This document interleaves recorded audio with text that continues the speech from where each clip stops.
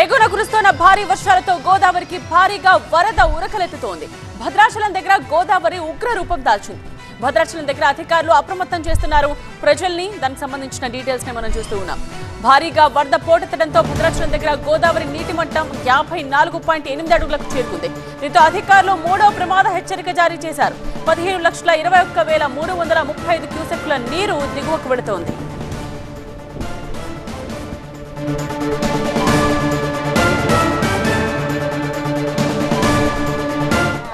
నాణ్యత కాబట్టి ఎవరెవరు పైకి రావద్దు, మళ్ళీ ఒకరు గమనించాలి.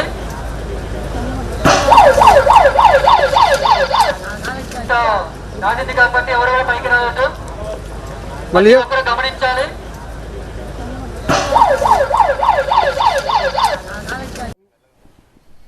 గోదావరి బ్యాక్ వాటర్ తో వెంకటాపురం, చర్ల, కూనవరం వైపు రహదారులపై వరద నీరు రావడంతో పలు ప్రాంతాలకు రాకపోకలు నిలిచిపోయాయి. చర్ల మండలం వీరాపురం సమీపంలో గోదావరిలో 10 మంది పశువుల కాపర్లు చిక్కుకున్నారు. మరో బోట్ సహాయంతో వీరాపురం ఒడ్డుకు వారిని అధికారులు చేర్చారు. మరోవైపు భద్రాచలం నుండి చర్ల వెళ్లే రహదారిపై భారీగా వరద నీరు చేరింది.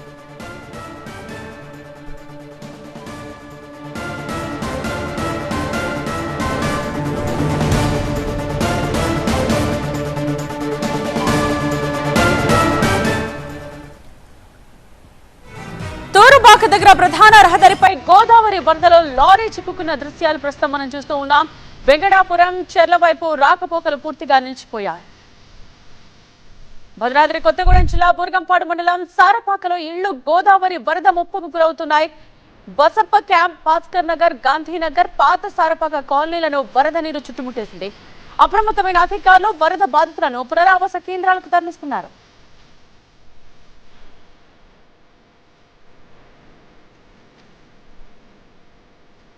ప్రస్తుతం అక్కడ సిట్యుయేషన్ గురించి అందించడానికి మా సీనియర్ కరెస్పాండెంట్ నారాయణ సిద్ధంగా ఉన్నారు లైవ్ లో. నారాయణ, ఏంటి పరిస్థితి? అధికారులు 3వ ప్రమాద హెచ్చరిక కూడా జారీ చేసినట్టుగా తెలుస్తోంది.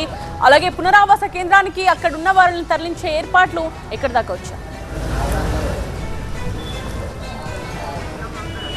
భద్రాద్రి కొత్తగూడెం జిల్లాలో గోదావరి ఉగ్రరూపం దాల్చింది. ప్రస్తుతం 3వ ప్రమాద హెచ్చరిక దాటి ప్రవహిస్తుంది. ప్రస్తుతం 56 అడుగుల వద్ద కొనసాగుతుంది. 16 లక్షల క్యూసెక్కుల వరద ప్రవాహం దిగువకు విడుదల చేస్తున్నారు. నిన్నటి నుంచి కూడా గంటకు పెరుగుతున్నటువంటి వరద ఉధృతితో నీటి మట్టం పెరుగుతోంది.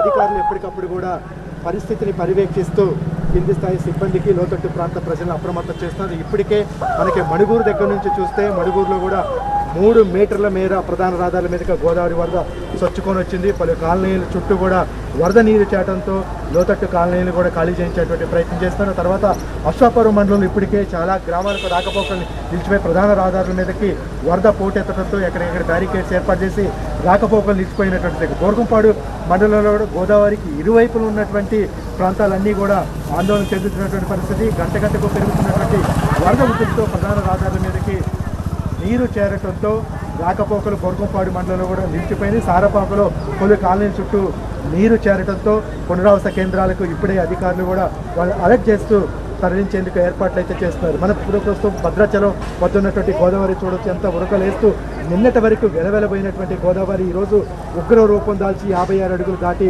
ప్రవహిస్తోంది. స్నానఘట్టాలు మునిగిపోయాయి, కళ్యాణ కట్ట మునిగిపోయింది, ఇక్కడ ఉన్నటువంటి విద్యుత్ స్తంభాలు మునిగిపోయినాయి. పలు ఆలయాలకి సగం వరకు కూడా వరద నీరు వచ్చి చేరడంతో కరకట్ట మీద ఆంక్షలు విధించారు పోలీసులు. ఇటు గజ ఈతగాళ్లు, SDRF సిబ్బందిని ఏర్పాటు చేసి ఇటువైపు గోదావరిలోకి ఎవరూ వెళ్లకుండా బ్యారికేడ్స్ కూడా ఏర్పాటు చేశారు. కరకట్ట మీద కూడా నిషేధం విధించినటువంటి పరిస్థితి. ఇంకా వరద ఉధృతి పెరిగే సూచనలు కనిపించడంతో లోతట్టు ప్రాంత ప్రజలు అధికారుల సూచనలు పాటిస్తూ పునరావాస కేంద్రాలకు వెళ్ళడానికి సిద్ధంగా ఉండాలనేది అధికారులు సూచిస్తున్నారు. కలెక్టర్, SP ఇక్కడ ఉండి ఎప్పటికప్పుడు కూడా పరిస్థితిని పర్యవేక్షిస్తున్నారు. ఇంకా మధ్యాహ్నం వరకు కూడా ఇంకొంత ఫ్లో వరద పెరిగే సూచనలు అయితే కనిపిస్తున్నాయి. ప్రస్తుతం భద్రాచలం నుంచి 3 వైపులా కూడా రాకపోకలు పూర్తిగా నిలిచిపోయాయి. భద్రాచలం నుంచి చర్ల, వాజేడు, వెంకటాపురంకి రాకపోకలు నిలిచిపోయాయి. చర్ల, వెంకటాపురం మధ్య గోదావరి ఉధృత స్థాయిలో ప్రవహిస్తోంది ప్రధాన రహదారి మీద.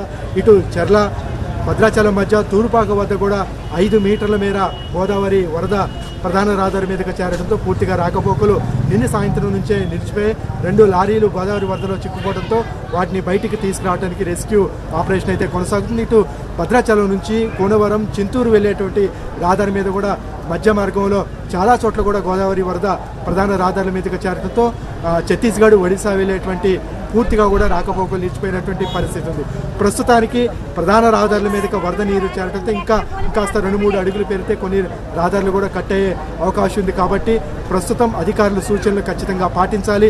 లోతట్టు ప్రాంత ప్రజలు 48 పునరావాస కేంద్రాలని గోదావరి పరివాహక ప్రాంతంలో ఏర్పాటు చేశారు. 48 పునరావాస కేంద్రాలకి ఎక్కడైతే ఎన్ని అడుగుల మేర ఎంత మేరకు ఎఫెక్ట్ అవుతుందో ముందస్తుగానే అధికారులు గుర్తించారు. ఆ మేరకు ఇప్పుడిప్పుడే కూడా కొన్ని ప్రాంతాలను ఖాళీ చేయించి పునరావాస కేంద్రాలకి తరలిస్తున్నటువంటి పరిస్థితి కనిపిస్తుంది. కరకట్ట మీద పూర్తిగా కూడా ఆంక్షలు కొనసాగుతున్నాయి. భద్రాచలం రామాలయానికి చాలా ప్రాంతాల నుంచి భక్తులు వచ్చినటువంటి నేపథ్యంలో గోదావరిలో పుణ్యస్నానాలకి ఆచరించకుండా పటిష్టమైనటువంటి బ్యారికేడ్ ఏర్పాటు చేసి పలు జాగ్రత్తలు అయితే తీసుకుంటున్నారు. రైట్ నారాయణ.